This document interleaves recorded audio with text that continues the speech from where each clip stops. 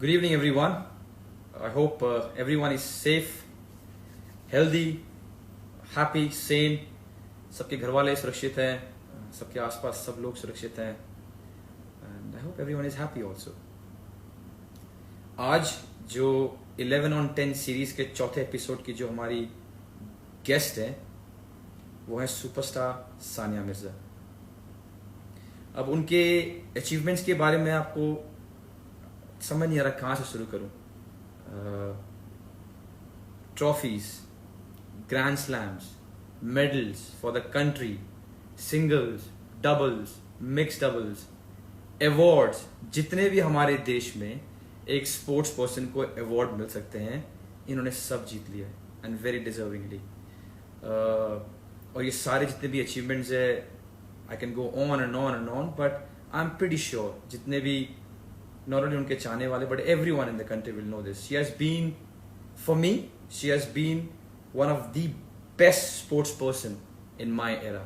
इतने सारे लोग, इतने सारे प्लेयर्स ने इतना कुछ अचीव किया हमारे देश में, बट मेरे एरा में जब से मैंने खेलना शुरू किया, because I think she came to the scene in 2005, I started in 2003, she has been outstanding. अपने रिकॉर्ड खुद तोड़ती है, ये उसके बाद फिर वो, उसके बाद फिर वो. शी हैज बीन, या पूरा दिन चले जाएगा उनकी तारीफ करते करते. और मैंने आप सबसे वादा किया था कि मैं अपने फोन बुक में जाऊंगा और जो मेरे फ्रेंड्स हैं उनको मैसेज करूंगा और उनको इस 11 on 10 सीरीज में लेके आऊंगा, बट उनका नंबर नहीं था मेरे पास. मैंने उनका नंबर निकलवाया, उनको मैसेज किया and she was so kind to accept my invitation and I can't wait. 10 सवाल लेके आए अपने. आई होप पेचीदा ना हो, आई होप उनको अनकंफर्टेबल फील ना कराए, उनको मजा आए. So without wasting any more time, let me try and add superstar Sania Mirza.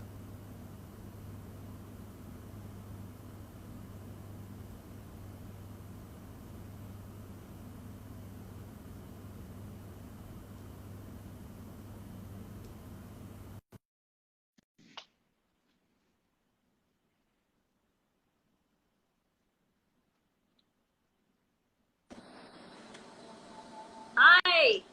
How are you, Sania? I'm fine. How are you? I'm good, thank you so much. First How of are all, you thank you doing? so. I'm good. How are you? Good. Trying to stay How is active, healthy. Izan?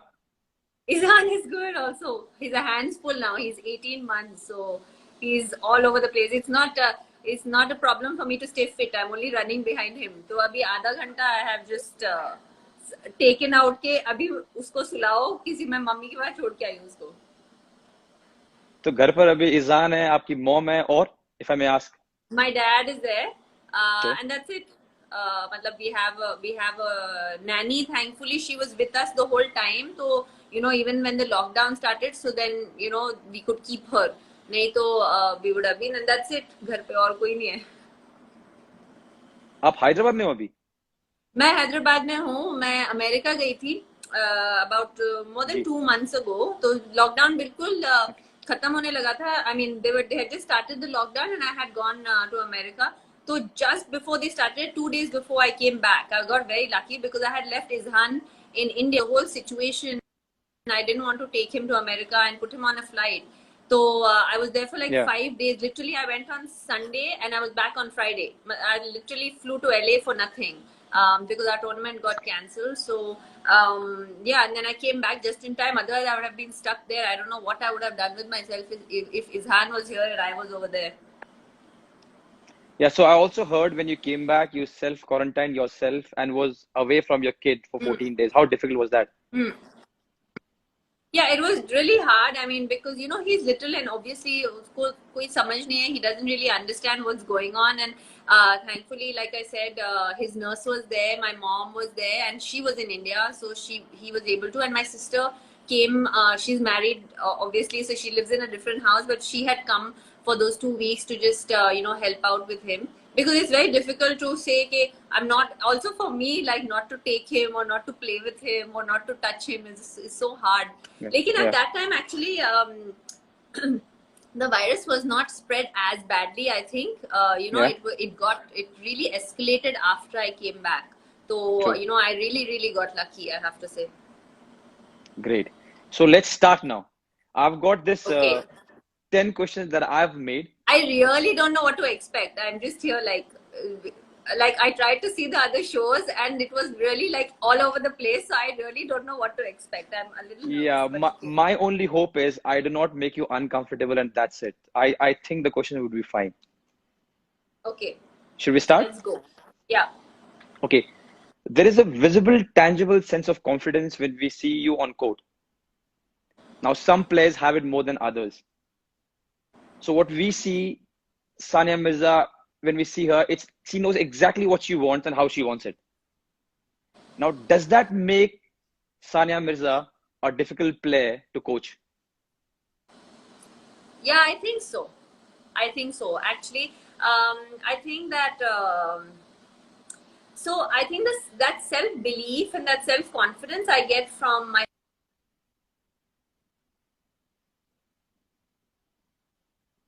So Okay. I get that self belief and self confidence from my parents, because I think that they gave me that confidence that no matter what happens, you have to believe that you're the best, and that's the only way that you can be the best. Now that comes with its set of negatives, because when you believe that you're the best, you also don't want to always listen to every single person that's giving you advice. And so I have a very good working relationship with my father, who's been my super coach, so to say. So he's been the constant in my life in terms of my tennis career. But there have been many coaches that have come and gone. So I think that it isn't easy. I'll be very honest. I'm being as honest as possible. I don't think it's easy, because I think I'm a very stubborn person as well. So if I feel that I'm doing something right and I need it to be a certain way, it takes a lot of convincing for me to do it otherwise. If that makes sense. I'm sure you understand what I'm saying, I because do, I do, I do. yeah. So was there a time when the coach, you don't have to name him, you and father had to come together and do a little bit of talking? Yeah, many times, many times, because I feel that that trust. It's difficult for me to have that trust factor with everybody. I have to really have that sort of sense of trust and respect for someone to take their advice or even opinion seriously. So that Yeah, works in my favor and against me as well. I think it works both ways. So yeah, even though it takes a lot for someone to shake my confidence, uh, which is a positive, it also takes a lot for someone to convince me about their point of view. Like if I don't see logic in it, I will not do it. And I don't know if that's good or bad. I guess it's been more good than bad. So yeah, that's fair enough. So would you say Sania Mirza, the player, is more easygoing than Sania Mirza, the person? Who is more easygoing? no, it's vice versa actually. And Sania Mirza, the person, is far more easygoing than Sania Mirza, the tennis player. I I'm very like relaxed. Like I am stubborn, but when it comes to very few things, like those things are very crucial in my life. But if they are not something that's so important to me, I let it go. Like I don't find the need to sit and argue and prove my point correctly. Like I don't believe in that. So but on the tennis court, I feel and I want to be the best, and I in that moment I am the best. Whether I am or not is a different issue, but I should feel that I am the best. The belief, yeah. The belief, and I think that is what makes champions, is that belief that whether you are the best or not is a secondary issue, but you have to believe that you're the best and you're better than the other person across the net. So I put the first question out of it, the most important one. Okay. Okay, so I hope correct me I if passed. no, you are brilliant as always. My next question is, correct me if I'm wrong. It's been 7 years almost. You have focused completely onto playing doubles. Now, Yeah. I've gotten to know that you still train like a singles player. Your drills are like a singles player. Your old training techniques are like a single player. Now, I'm Yeah. intrigued as to why. Because see, in doubles, it requires a different set of skills But Yeah. physically, it's a bit easier on you than it is when you're playing singles, because you're covering half the court. It's but obvious. Okay. But that doesn't mean that doubles players are worse or singles players are worse or anything. It just means it's different sets of skills. Yeah. But all my life I played singles and doubles. Like all my life, basically from the time I turned pro, which was in 2003, till 2013, I think it was when I made the decision. But 2003 is when I turned pro. I played juniors also, singles and doubles. I won junior Wimbledon. So basically for 20 years I played singles and doubles. So I was used to a way of training, and I suddenly could not cut down on the training because it required physically less of me. I just could not do that. Also, and not really for weight reasons, but I think it just didn't make me feel satisfied. When I would finish training, I had to feel that I would still, work and put my absolute 100 where my body feels really tired at night. So only for that reason, and the very fact that I was able to do it. If I wasn't able to do it, I wouldn't do it. I think that's important, to listen to your body, and my body was allowing me to do it until I had the baby. I have to say my training has changed a little bit after the baby. So this was nothing from a coach or your father. This is just how you felt. No, this is a self thing, because actually they would tell me that I'm overtraining sometimes. That they would tell me कि why you don't need to do this drill, because in when a doubles match you would not need to do this movement, for example. But I didn't really believe that. I believe be ready. Like I should be ready, and it cannot cause me harm as long as my body is with me. So. True. True. And also, I've read that your forehand, which is, I mean, the whole country is mad about your forehand, is not something which is technically correct to be taught to kids. There's a very different way of how Sania Mirza hits the forehand, and you cannot teach kids to do that. Is that correct? I don't know if you can't teach kids to do that. I think that normally people don't. I don't like today's tennis. I don't know if you play any tennis or the viewers. Sometimes here, I hit all the balls out. Yeah, if your technique is not right, it's difficult. A lot of people don't understand that until they play, how difficult it is to put the ball in the court. But for example, I'm very hypermobile. So my joints are extremely hypermobile. So there is a certain way that my wrist joints move that a lot of people who are not hypermobile can't move like that. So necessarily what works for me with my grip, the way I play, is not necessarily what you want to teach everybody else or any single person who's not that hypermobile, for example. So I always say my forehand is more natural, like 60-70% natural and 30-40% taught, rather than the other way around. And was there a time when growing up somebody told you, no, you should go back to basic and not try this, it will hurt you?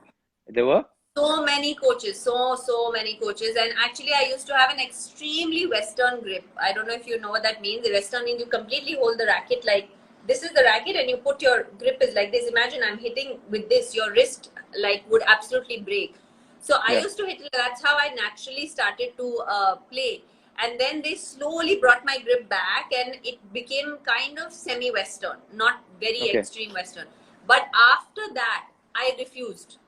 Even when I was 10 years old, I said, I'm not going to go more. I just refused. And my dad, I mean, they all tried, including my father. Everybody, they were like, everybody said that it's technically not right. It's not. And that too, we're talking about over 20 years ago when Western grips were really not happening. Like, I mean, it used to be very continental and stuff. So, so I refused. After a certain point, I said, I'm not going to change it. And and rest is history, I guess.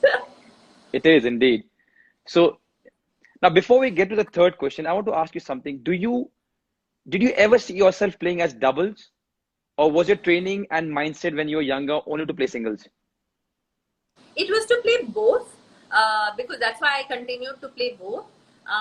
But when I got to 27 in the world in singles, and I had a few surgeries, like 3 times. It just took a really bad toll on my body, and so when I stopped playing singles, I was still about 70 or 80 in the world in singles, which was still by far the best that anyone had ever played. But I knew that was not my potential. Like I knew that my potential was not to be 80 in the world. My potential even at that point was to be 20 or 25 or top 20. But my body was not allowing me to train. So that's Okay. when I made the decision to say, okay, you know, do I want to be number one in the world, or do I want to be mediocre and be 80-90 with, you know, a lot of injuries, and I'll probably have to quit in the next couple of years. So that's when I had to make a conscious decision. But all my life I trained for, I think, more singles, and then obviously doubles kind of came along.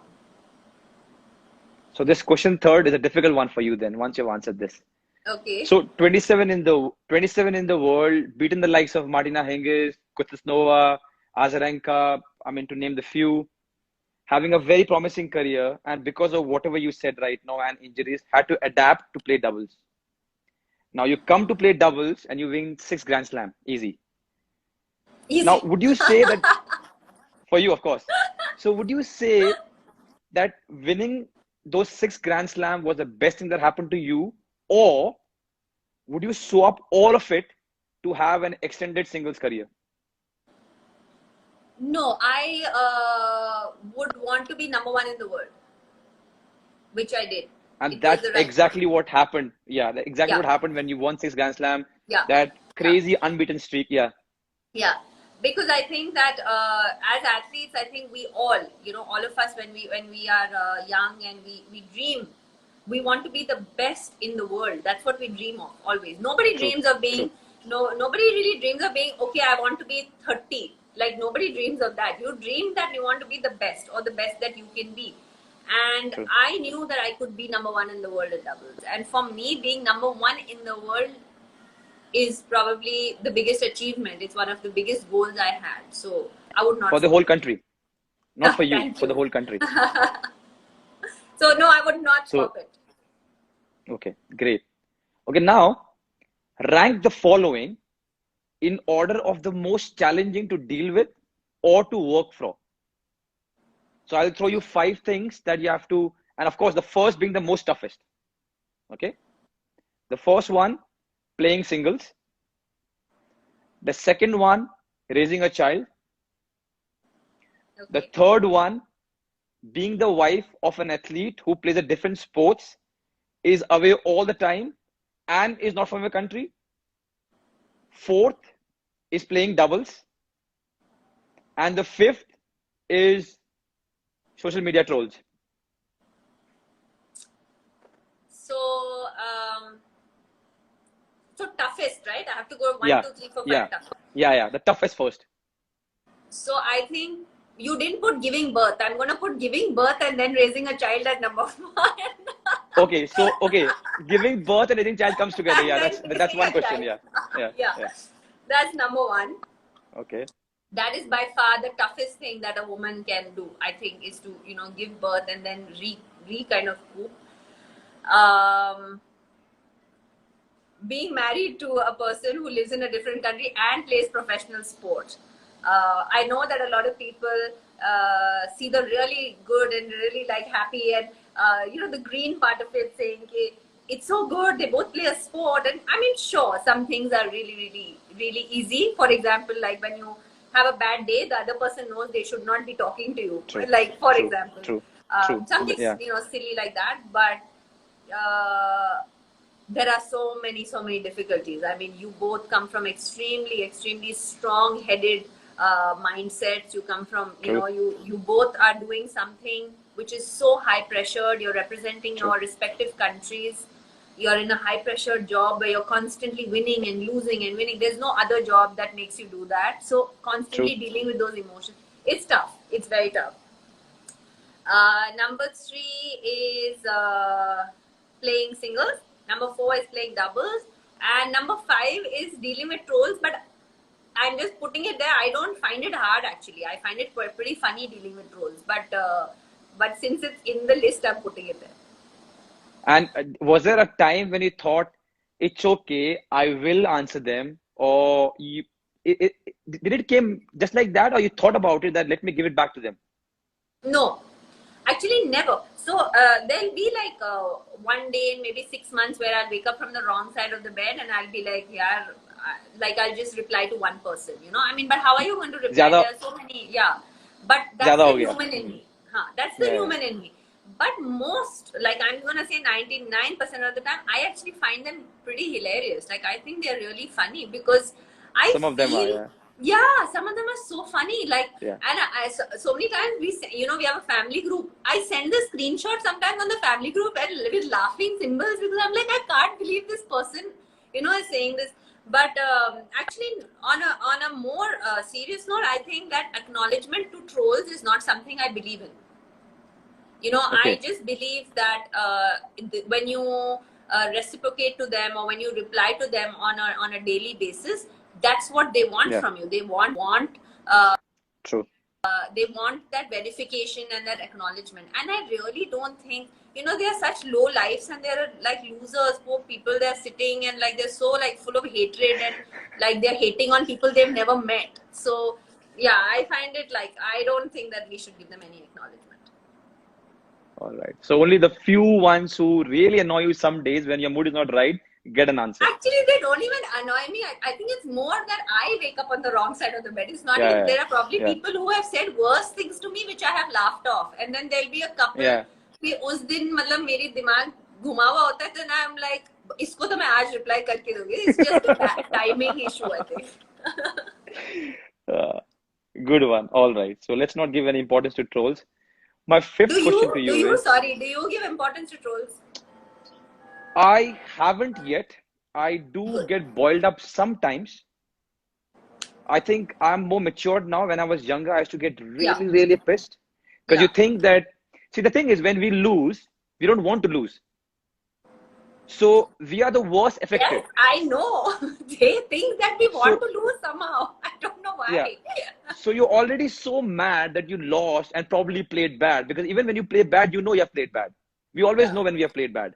Yeah. And then when you get onto this and when people are abusing you sometimes, but then now probably because I'm a little bit matured, I let it go.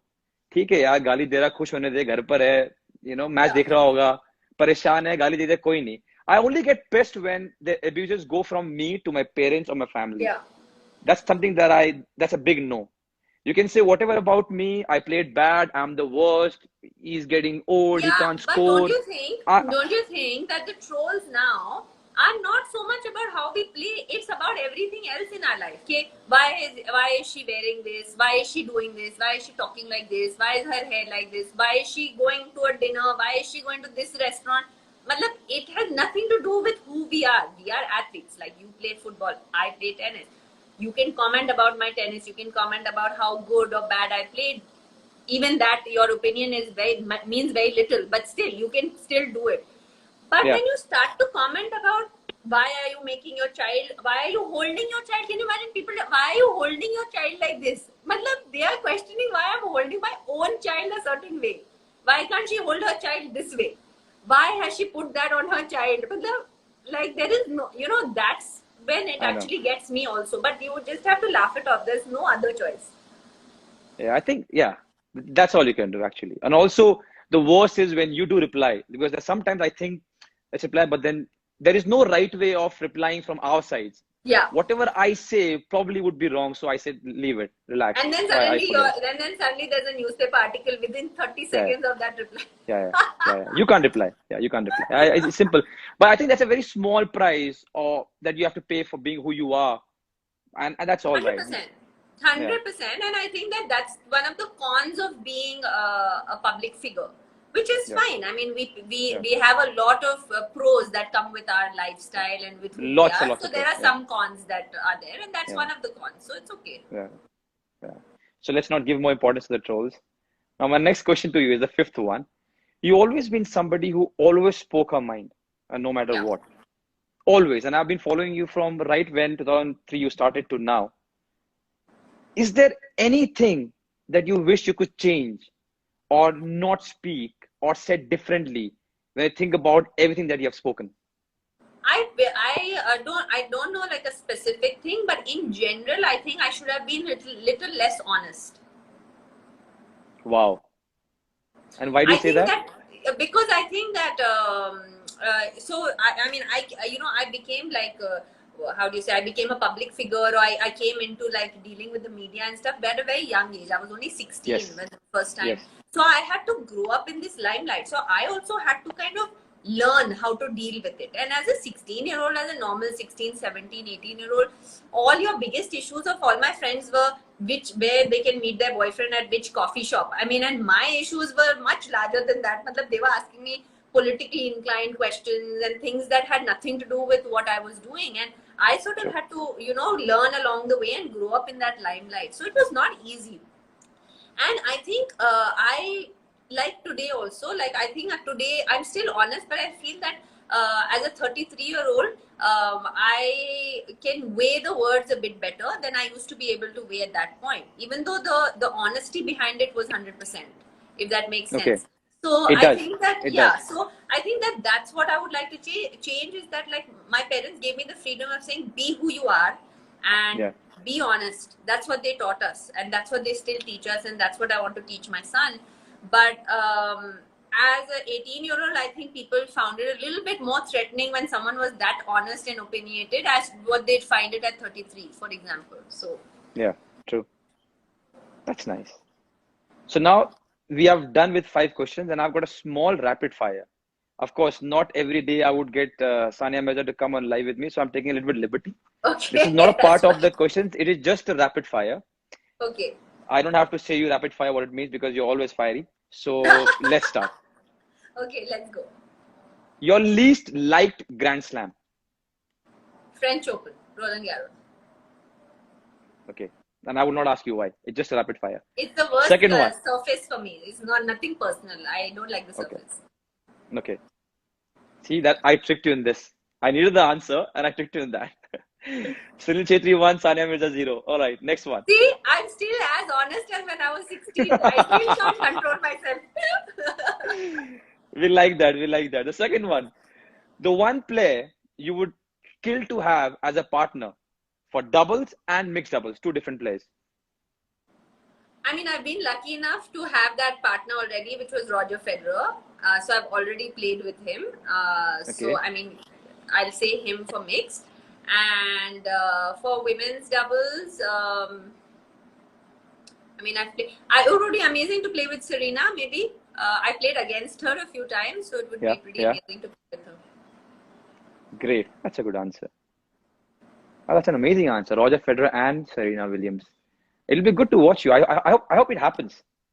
I know, me and Roger, I mean, I had that opportunity to play with Roger and it was so much fun. I had the best seat in the house. That's all I can say. So, I mean, it was like, it was amazing. He makes it look effortless, man. He's a freak. Like, he's a genius. You can't, there's no, there's no comparison of what he can do with the tennis ball.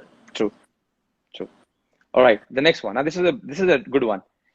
Imagine you are in trouble. I hope it never happens, but you're in trouble.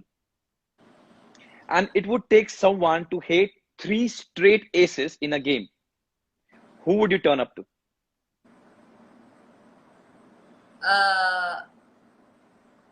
Karlovic. Ah. He's 6'10". I don't know how many. I know. But I'm saying, but they should Google him. Then they'll know why I said that answer. Yeah, big server. Yeah, huge. He's like 6'9" or 6'10". Okay. Now the fourth one, I'm sorry I'm giving them again importance, but in one word, you have to describe trolls. My source of entertainment during lockdown. You gave them so much of importance now. I'm sorry.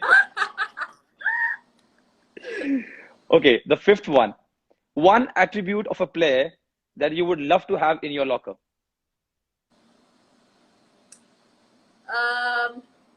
I think that raw fighting spirit of Rafael Nadal. Like that, like my emotion is, I don't show that much emotion on the court. And he shows so much emotion, like that raw sort of effort and like thing where you feel that he feels that every point is the last point. True. You can see that, 5 setters, even though if he loses the first 2, he's still in the game, not giving up on anything. Yeah. And you know that like the longer the match is going, the more chances of him. Yeah. True. Okay. The craziest partner you have had in all the right reasons though. Bethany Marek Sands. She's also one of my closest friends. We've had Okay. some amazing results together. She's crazy because if anybody ever Googles her, you'll know she never has normal hair. She has pink, blue.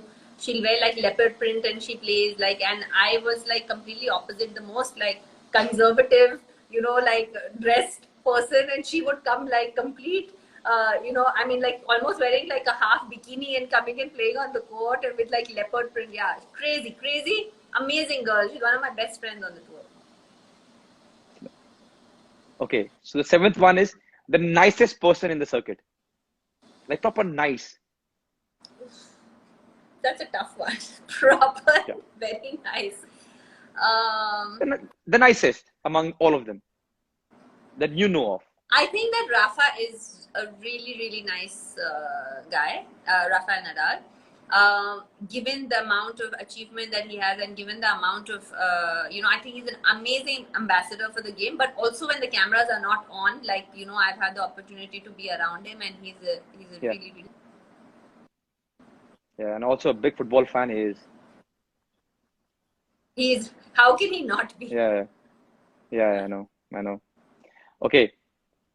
Your most precious slam win and why? Definitely Wimbledon. Ah, Because I think that as a child, you always dream of playing Wimbledon. Matlab, you dream of many things, but nobody. There's very few people that I shouldn't say nobody, but there's fewer people who dream of saying, "I want to win," say Roland Garros. I want to win Australia. People dream of always being at Wimbledon and playing Wimbledon. It's like, it's got that charm to it. And yeah. for me, when I won it in the juniors, and then when I played one of my biggest matches in singles over there against Kuznetsova, even though I lost that match, which was 2 months after I beat her in February, a few months after, not two.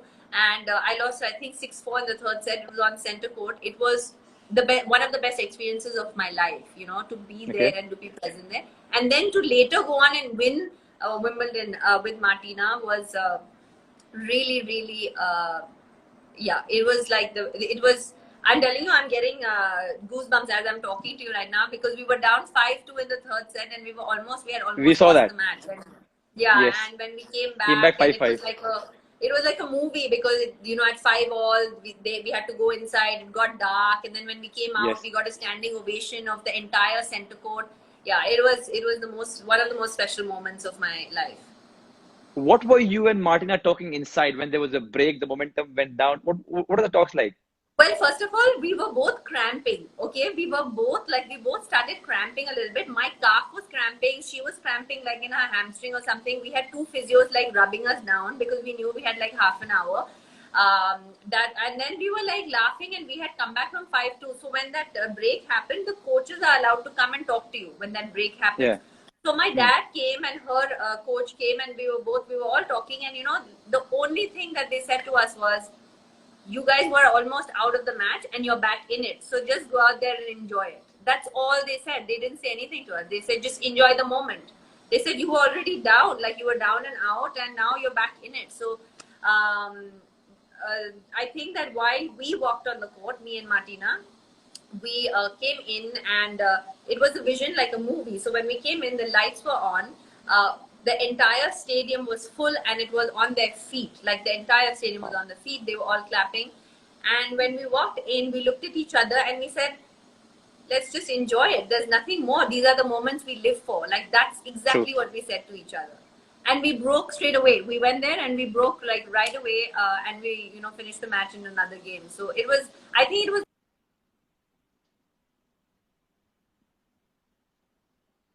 enjoyed it so much is why we came through. To be very honest, we didn't feel the nerves at that point. What a story it was. The whole country was mad for that. It was What a it was story an it was. incredible night. Yeah. Thank you for that, by the way. Thank you so much for giving that to the country.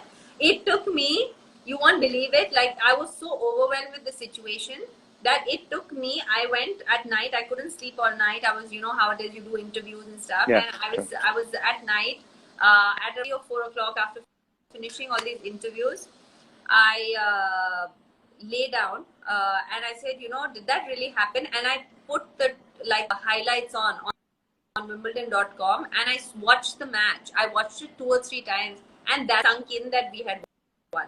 I like it was so weird. Like I could, it felt very surreal at that point, and only after I watched it happen was like I could relate to it and connect with it. Wow. So do you do this generally with all your games that you go and watch, or was it that special game? No, just that. I mean, not often for sure. Okay. But that one did. I think it took me a couple of times to watch it myself to believe what had just happened. Yeah. I'm sure everyone has seen the game and the highlights. If you haven't, just go and relive the moment. One of the best for a tennis fan. Yeah. Okay, so now, now my sixth question. I think I speak on behalf of all the athletes that we learn most about life because of our sport. Now, if you keep tennis aside, what or who has taught you the most? I have to say a lot of it my mom, because I think that the emotional aspect of it, especially being a girl, I'm very close to her, so I think that she did in many ways, and a lot of it my dad as well, in different ways. The way you connect with a father and the way you connect to a mother is different. I think that you said it absolutely right. I think that most of us. I mean, I was privileged enough to go to school, and I finished my 12th and I went to college a little bit. But there are a lot of athletes I know who don't get to do that, and whatever they learn about life skills is on the respective tours and the respective sport that they are playing, and it teaches you so much. It teaches you incredible things about life and about life skills. So I think that I would give it to both my parents in different ways. My mom in the emotional aspect of it, and I think practical aspect of it was my dad. So if I have to ask you one lesson from your family member, because you're so close, one lesson or habit that you've learned which you will keep for your entire life, and it can be anything, something even little Izan has doled out to you, anything small thing that you learned it and you said, wow, I'll keep it for my life. I think that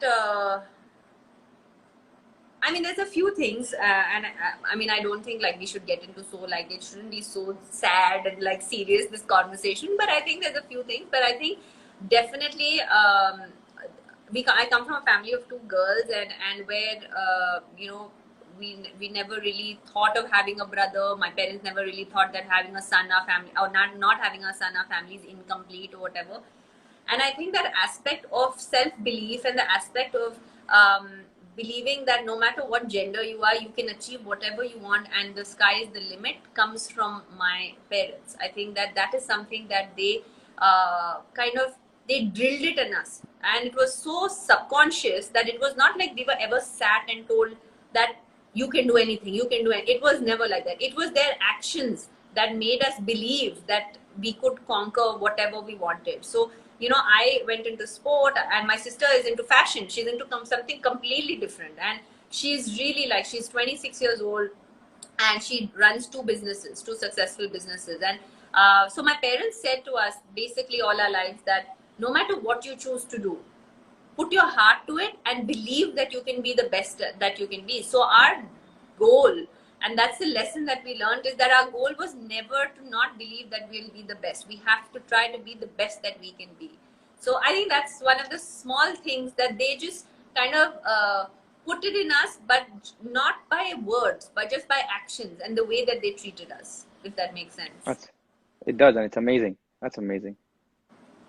I've seen all your interviews and I've followed you, and you talk so much about your family. It's so nice to see a very close family, very united, and everyone helping each other and pushing. It's nice. It's a very nice thing. Yeah, I was lucky enough that I had a family that supported all my decisions and supported whether tennis or non-tennis, and supported me in those times when I needed them the most, and supported the right decisions for myself. So I think that I really lucked out there. Okay. So, question 7th is now, you took a 2 years hiatus from tennis. you gave birth to Izan. In between, you announce you're going to come back. You make a comeback and win a trophy at Hobart. Again, easy for Sania. Now the whole country went mad. Easy. Yeah, the whole country went mad, and the sports and journalists with all the headlines, Supermom Sania. Now I have a thing to ask, because I know when, even if you're getting injured for 2 weeks, a small minor injury, and you want to come back, it is so difficult. Physically, it's difficult to be in the same form. It's difficult, and also the momentum. It's difficult. How was the journey from taking those 2 years break to go and win a trophy? How difficult was it? And before you start answering, was there a time when you thought, let's bin it? Why am I doing this? I've achieved almost everything that there was there to be achieved. I've written history all over, everywhere, all over again. Why do I need to do this? Was there a time when you thought that, or the thought came in your mind? So he decided to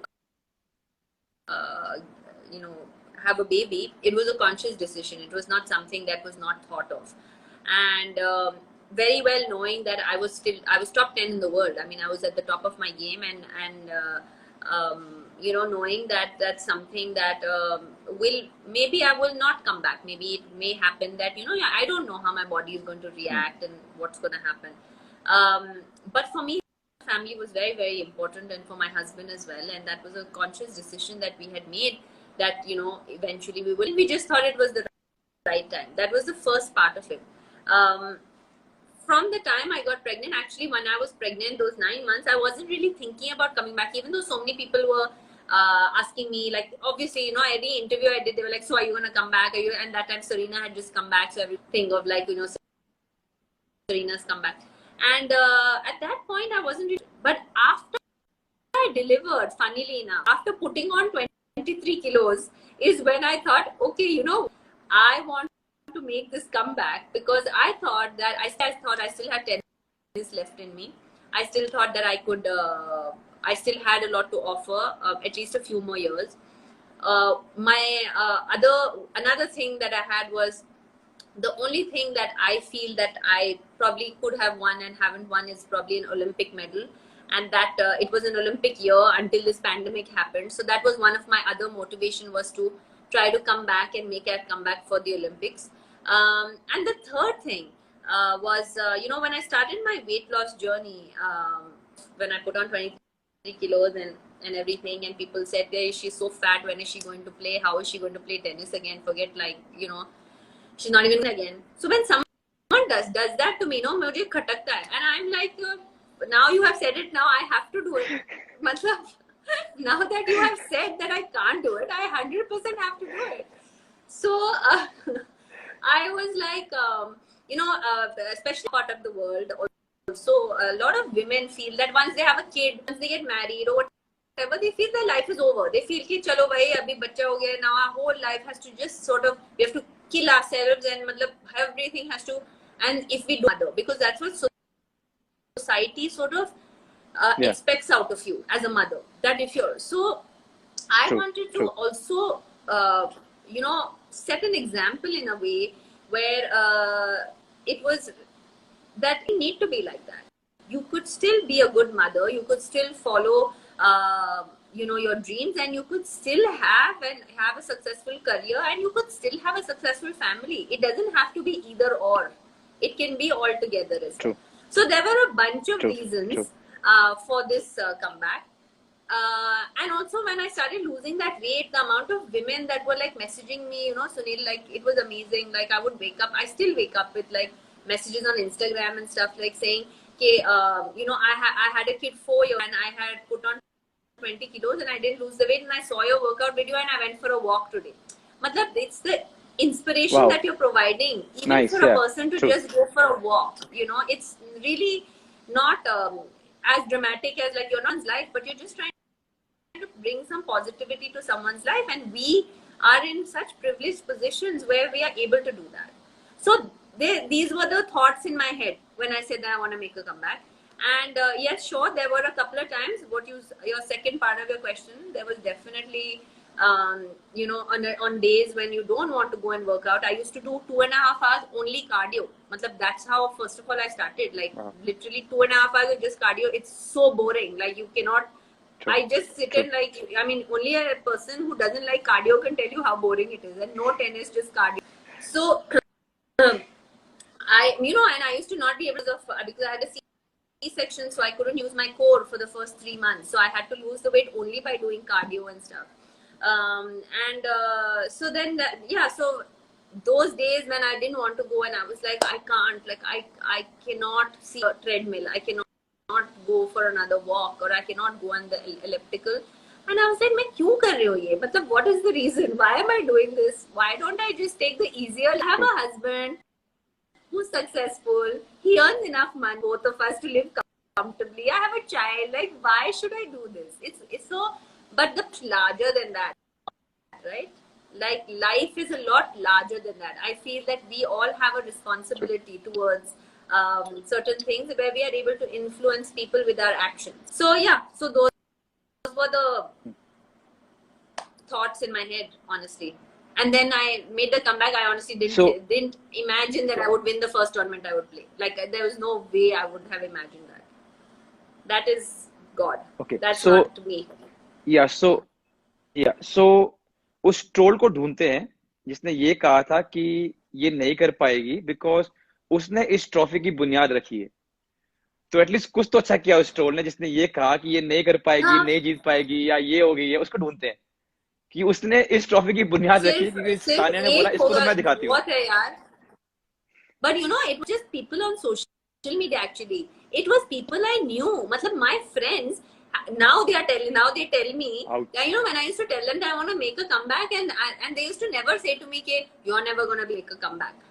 But after I made the comeback and I lost weight, one of my closest friends, he's telling me, really, I never thought you'd lose weight. Forget playing tennis. I didn't even think you were ever going to become healthy again. And I said, then buddy, you really don't know me if that's what you thought of me, because then that means our friendship means nothing because you don't know me at all. So it was not delete, block, khatam. Yeah, not just social media, it was also people I knew. But I had big. Matlab, I put on 23 kilos. I lost 26 kilos in 4 months, but I put on 23 kilos. I was breathing air and I was putting on weight. Matlab, it was awful. Matlab, I said, सांस लेती थी and I was putting on half a kilo. It was crazy. But yeah, but it must be also different for you because sports people understand how they put on weight normally, but because you are being a mother, you I mean, no one has an experience. So you must have not known how it's going to be. Yeah. No, I didn't know, and that's one of the reasons why I said that I don't know if I can make a comeback when I was pregnant, you know, initially, because I think that we all, it was a first time thing, but if I have a second baby, I know how my body is going to react. I know what to do and what not to do now. Na? Like, at that point, I didn't know. So. Great. So now, question number 8, I will give you few tags. Is that your of what I want to say, and you just, I would say mine because you're the guest. Everything wrong is mine. Okay. That's what you learn when you get fine married. Now? Of course. Of course. Yeah, it's better now. No, it was wrong. Okay. It's fine now. So now I will give you. Is it fine now? Is it fine now? Yeah. Oh, come on, internet. Don't do this. Okay. So my 8th question is, Serena Williams, 2005, comes out with a quote that I don't know this under 19, 18-year-old kid from India. And then cut after 17 years, Serena Williams and the whole world knows who Sania Mirza is. What do you want to say about this? I mean, I think that it's not,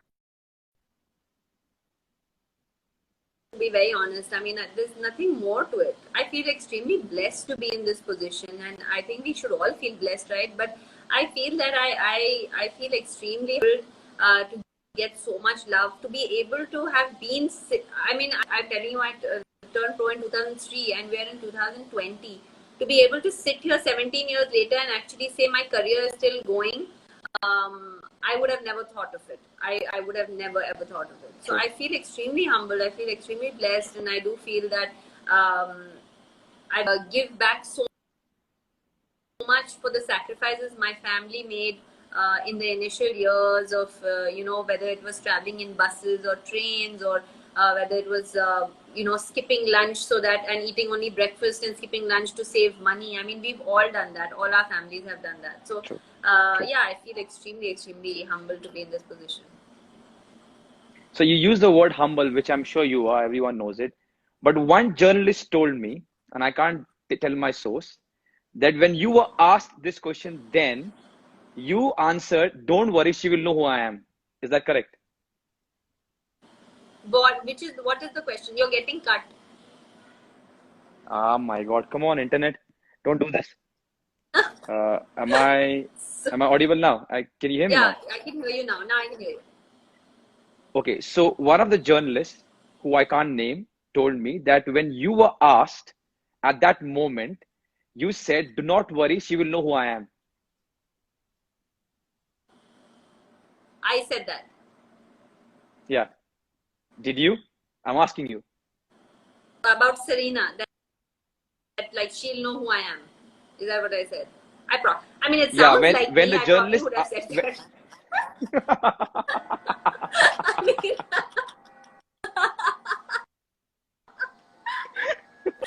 I mean, हाँ मैंने बोला होगा मुझे अच्छा लगा कि तुमने बोला होगा उस टाइम पे I mean, बोला होगा नहीं, but the thing is कि journalists ना मुझे जब question करते हैं तो I don't reply to them, everybody at least, because yes, I'm the best journalist then. The ones that I'm close to, the ones that are my you're the best, but I'm saying कि the ones that are the ones that write about sport, love sport, I reply to them a certain way, and the ones that I know are there only for gossip and are there to just twist what I'm saying, I reply to them a certain way. So you should not take, I've said, seriously always to journalists. Like, you cannot take that completely 100%. थोड़ा ऊपर नीचे होगा. So sorry to all the journalists who are listening but right now. But it does sound like me. I might have said that. But I might have said that because I think that I was, like I said, I wish I was less honest when I was younger. All right. On that note, my question 9 to you is, हम जब भी tennis देखते हैं, बहुत सारे tennis superstars अपना गुस्सा racket पे निकालते हैं, एंड बहुत सारे प्लेयर को देखा मैंने ऐसा. Have you ever thrown tantrum on the court while a game or after the game? Can you recall something? Yeah. Doesn't have to be on the court only or after it. I broke my racket on that match that I was talking to you about at Wimbledon Center Court against Kuznetsova. I broke my racket on that match. Yeah. I even paid fine for that. I got a warning. So I remember it very correctly. Yeah, it's happened a couple of times. Actually, I'm very like I told you earlier, I don't really show that much emotion, good or bad emotion. So I'm good at keeping emotion inside me, on the court at least. And then once I walk off the court, I've broken my racket maybe once. I completely smashed it. मतलब it was in 4 pieces. Completely gone. तो मतलब 5-6 बार मारा. एक बार मेरी 5-6 बार मारा उसको नीचे. मतलब I hit it on a concrete ground. I hit it on the road, like on the concrete. I went outside and I hit it on the concrete ground. But nobody will ever see this side of me because I just don't like showing emotion so much. So मतलब on the court it's very rare. मतलब I'll just tap a racket or something. That also once in maybe weeks or months. But it's not something that I do very often. I'll scream. पागलों की तरह, but like I don't really break the racket. पर आपके sport में तो गाली देना भी अलाउड नहीं है ना? मतलब I mean yeah, officially no.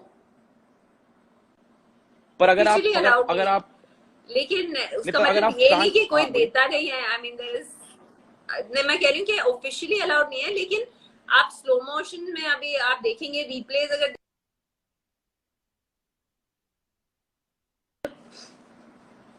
I'm back. तो Sorry, I'm suddenly very popular. I'm getting so many phone calls. अभी फोन उठा, बोलो बहुत तो ये इंपॉर्टेंट इंटरव्यू लॉकडाउन में चल रहा पता है नहीं अभी, कौन I can't pick up calls. अरे मैं लाइव कर रही हूँ, लोग इंस्टाग्राम पे नहीं देख रहे और मुझे फोन करे जा रहे हैं। बट मैं तो हाँ, बता रहे थे गाली के बारे में। नहीं तो गाली तो मतलब जब आप देखते होंगे जब टेनिस मैचेस दिखाते हैं तो जब रिप्ले करते हैं आपको पता ही चल जाता होगा क्या बोल रहे हैं, एटलीस्ट इंग्लिश में तो जितने लोग बोलते हैं। So it's not technically allowed नहीं, बट नो, इसलिए पूछ रहा था because if we go through the feedback और the replay, the referees can catch somebody abusing in English, but आपको तो ये फ्रीडम है, अगर आपको गुस्सा आ रहा है आप ऐसे लैंग्वेज में गाली दे सकते हो जो किसी को पता ही नहीं चलेगा और फाइन नहीं मिलेगा शायद। yeah, but I don't give it in Hindi. It अगर sounds देना very चाहो तो। crass. But I think in Hindi, gali sounds very crass. I'm not trying to promote कि I आपको mean, गाली देना it चाहिए, sounds but I'm just saying गुस्सा आए तो। no, but it sounds like I think when a girl abuses in Hindi, I don't know, call me whatever, but when a girl abuses in Hindi, it sounds so much worse than when a guy abuses in Hindi, right? When a guy swears in Hindi, it's okay, but it's fine. But a girl, it sounds so like unclassy. But in English, it's still better. You can still. So I don't like to abuse. I will tell, Abhi Ramzan hai, I I will, don't swear in Ramzan for 1 month. I don't do anything. But when I do play, nice. but when I do play, sometimes I lose it. Then I use English. Okay. So I'll tell you a small anecdote of my life. तो मैं अपने घर वालों के सामने कभी गाली नहीं देता, कभी कुछ उल्टा भी नहीं बोलता। तो जब मैं मैचेस खेलने लग गया जो लाइव टीवी पे आने लग गए, और जब मेरी मॉम मेरा मैच देखती थी, क्योंकि हमारे स्पोर्ट में गाली देना अलाउड है, रेफरी को नहीं, पर जो मर्जी आप इंग्लिश, फ्रेंच, स्पेनिश, पोर्चुगीज, जो आपके मन में आप जो मर्जी बोल रहे हो सब बोलते हैं। आप again, I am not advertising this, kids stay away from गालीज, but we do. It sounds like तो you're अभी really हम promoting it. No, I'm not because but it's true. So now you must have seen players we do this. जब बहुत गुस्सा आता है तो मुंह ढक लेना, because मतलब मेरी मॉम ने जब मुझे फर्स्ट टाइम देखा गाली देते हुए अगेन हिंदी में, my mom lost it. तेरे को ऐसे बड़ा किया कि हमने, तेरे को ये सिखाया कि हमने, तो इतनी गंदी गंदी गाली देता है टीम को। It was such a bad moment So because now you started covering उनके your आगे mouth. yeah, now we all do this. कभी कभी भूल जाते हैं because So next time I watch your match and I see you cover your mouth, I know that you're not talking any strategy. I know that you are giving galis. And everybody else knows also. no, sometimes we discuss also. But yeah, most of the time we Now are abusing. nobody is believing you anymore. Everybody knows you're only giving galis. This went wrong. I think we should. But it's live. I can't even edit it. This went wrong. It's okay. We are all yeah. allowed to take out our frustration somewhere. Yeah. At least you're doing it And decently. and in between yours and my sport it's allowed. Not allowed means there is no But penalties. your parents are not allowing you. Your sport is allowing you. Yeah, my parents know. My mom still gets really angry. Yeah. Sorry, mom. Very, very sorry. I'll try not to. Acha. So now this is my 10th question, and I know you said half an hour because you have to go back to Izan. I've taken 1 hour. Okay, so he's sorry. sleeping. Otherwise, you would have been here by now. So it's fine. Okay. Yeah, I also had a few questions for him. Anyway, so the 10th question. So मुझे सूत्रों से पता चला है कि जब भी family gathering होती है, you are the first one for singing and dancing and you enjoy it. This is not true. Now, Who told you? Somebody is no, telling you. no. This is not true. No. This is from This is from a very reliable source. No. And they said that your talent goes beyond that supremely gracious forehand and all the signing trophies. You also have a great knack of singing and dancing and you enjoy it. I don't know who you're talking to. This person is giving you all the wrong information. I just want to tell you, and I don't know who this person has been to party with, because this person was not partying with me. And if this is your question, and if this is your way of trying to just say, "Ki abhi you sing," it's not going to happen. No, no. See, I will never ask you to It's sing. not at all going to happen. No, no, no. I will never ask you to Or sing. Never, dance. never. I'm not. No, no, no. I'm not the cliche journalist. I'm just saying, do you enjoy it? I just wanted to know, apart from like, do you enjoy dancing and singing? Do you enjoy watching movies? I like enjoying. I like singing in solitude and only with people See, that are see, very I got close you. to me. I sing a little bit, but not at parties. I am so shy. You don't understand. You know, in school I was that person who used to sit in the last bench of like the room, so that the teacher didn't see me, and that when she asked an answer, even though I knew the answer, I would not put my hand up because the attention would be on me. Imagine, I'm that person internally, and my life turned into this, matlab, where I'm constantly under media like this thing. So how ironic it is, but I am that person. So if there's a big gathering, there is no way that I would ever sing. But sure, if there's like 2-3 people who I know, then I'm okay. And dancing too, I have 2 left feet. I'm so bad at dancing. Badi mushkil se, and my sister Sangeeta I dance. That also I had to practice like 10 times more than everybody else, because and I was still worse because I'm so bad. Really. Okay, now I just got the number of the person. उसको मैं देता हूँ थोड़ी देर में. Who is this I gotta person? get I want to know information. who's giving you false No, information. no, no, no, no, no. She is somebody who is close to you. I My mean, knows sister. you. If So I it's would. my sister, I'm No, going no, to kill her. no, no, no, no. No, no, it's not. So, Superstar, this is my 10 questions. I really hope you enjoyed it. It was a lot I of hope it fun. was worth your time. Yeah, and from from really my heart, I want to say you something, and I accumulated a lot of courage to say you this. We have met few times. I could never say you this, and I want to say you this today. That apart from everything that you have given to this country, the Grand Slams, the trophies, everything, the best thing that you have given to this country is hope, dreams to chase, and for kids to think, you know what, no matter what sport, if you work really hard, you can achieve things. We might not get a second Sania Mirza ever, might not, but we'll have so many kids who know they can make it because Sania Mirza did it. And thank you so much from myself and Thank the whole you. country for this. How sweet. No, I Thank you. seriously mean this. But I you seriously have mean this. done the same thing, and you know that. You have done exactly the same thing in a different sport, and you know that very well. And thank you so much for having me. It was a lot of fun. I hope like a lot of people enjoyed it, because as usual, I was my honest self. Even though I wanted to not be so honest, I couldn't help myself, like I told you. So it No, was no, a lot of. I'm sure everyone enjoyed it. I thoroughly enjoyed it. And before you go, I want to wish you all the very best. Thank you. I don't know if it's good. I don't know if it's good or bad that Olympics are postponed. I hope that you still are motivated, because fitness is not a problem for Sania Mirza. Winning trophies is not a problem for Sania Mirza. I really hope you are motivated enough. Please Yeah. don't leave this game for many, many more years. We really want to see you on the court, and keep enjoying. Yeah, I hope And so. I hope I'm still playing by next year, and I mean, I intend to and next right year, now. and next year, and next year. I mean, One I'm year at a time. Let's go. 33. Unfortunately, I'm 33. I'm not 23. I would give everything to be 23 today to play for the next 10 years. But my body is also something that I have to listen to. But no, I do feel that right now I do intend to play for the next couple of years. So hopefully, I'll be able to go to my 4th Olympics as well. And thank you again for having me. It was a lot of fun. I'll I catch completely you enjoyed it. soon. Thanks a Take care. lot. Stay Thanks a lot. safe. Stay healthy. You too, please. You too, please. Bye. Give my Bye. love to Izan and regards to family. Bye bye. I Take will. care. I will. Bye. Bye.